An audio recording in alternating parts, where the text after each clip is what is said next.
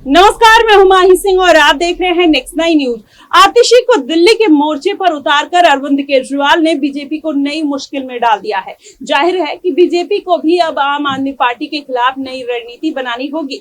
वहीं बीजेपी ने तैयारी तो पहले से ही शुरू कर दी थी। दिल्ली बीजेपी के नेता और दिल्ली की आम आदमी पार्टी की सरकार को बर्खास्त करने की मांग कर रहे थे। केंद्र सरकार ने बीजेपी नेताओं की मांग पर कोई कदम नहीं उठाया और जेल से आते ही अरविंद केजरीवाल ने इस्तीफे की घोषणा कर दी।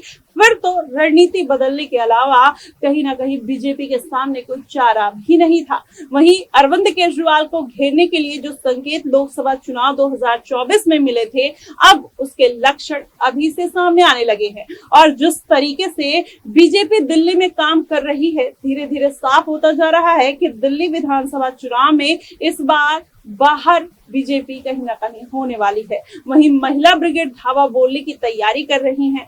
अब दिल्ली में डबल इंजन की सरकार बनाने के लिए बीजेपी की स्ट्रेटेजी भी इस तरीके की बनानी होगी जिसमें डबल निशाने पर भी एक ही तीर से साधे जा सके। डबल निशाना इसलिए क्योंकि ना तो आतिशी को अकेले टारगेट करने से कुछ होने वाला है और ना ही अरविंद केजरीवाल को। लोकसभा चुनाव में बीजेपी ने दिल्ली में मनोज तिवारी को छोड़कर सारे ही सांसद बदल डाले हैं। मनोज तिवारी के अलावा सभी के टिकट काट दिए गए थे। वैसे तो बीजेपी के लिए लोकसभा चुनाव में दिल्ली में खतरे वाली कोई बात नहीं लग रही है, लेकिन बीजेपी ने अगर देखा जाए तो इतना एहतियात बरता है कि और उपाय भी किए हैं कि अब तो बासुरी स्वराज सांसद बन चुकी है, लेकिन उनको चुनाव से पहले ही अरविंद केजरीवाल के खिलाफ काफी आक्रामक अंदाज में देखा गया और ऐसा लग रहा है कि आने वाले दिनों में बीजेपी बासुरी स्वराज को अरविंद केजरीवाल के खिलाफ आगे करने वाली है।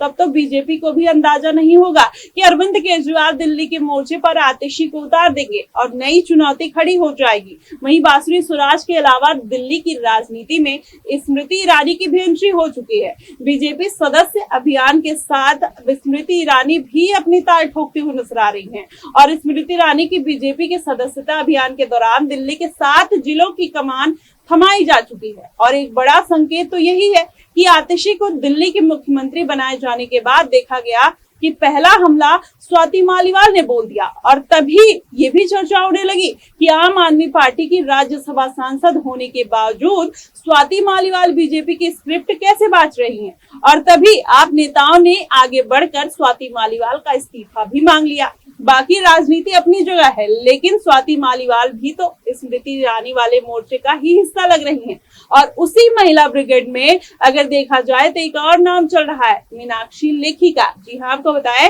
इस तरह अरविंद केजरीवाल के खिलाफ बीजेपी की महिला ब्रिगेड में 4 नाम अब सामने आ चुके हैं। बासुरी स्वराज, स्मृति ईरानी, स्वाति मालीवाल और मीनाक्षी लेखी का। स्मृति ईरानी और मीनाक्षी लेखी पहले राहुल गांधी को घेरने की भूमिका निभाते रहे हैं। अब ये मीनाक्षी लेखी ही हैं जिनका सुप्रीम कोर्ट चले जाने के बाद राहुल गांधी को 2019 के चुनाव के बाद राफेल के मुद्दे पर माफी तक मांगनी पड़ी थी। दिल्ली में बीजेपी पहले भी ऐसे मिलते जुलते प्रयोग कर चुकी है। पहले सुषमा स्वराज और फिर किरण बेदी का नाम इस प्रसंग में लिया जा सकता है और ये भी याद कर लेना चाहिए कि अलग अलग दौर और अलग अलग राजनीति हालात में किए गए दोनों ही प्रयोग में बेकार साबित हुए।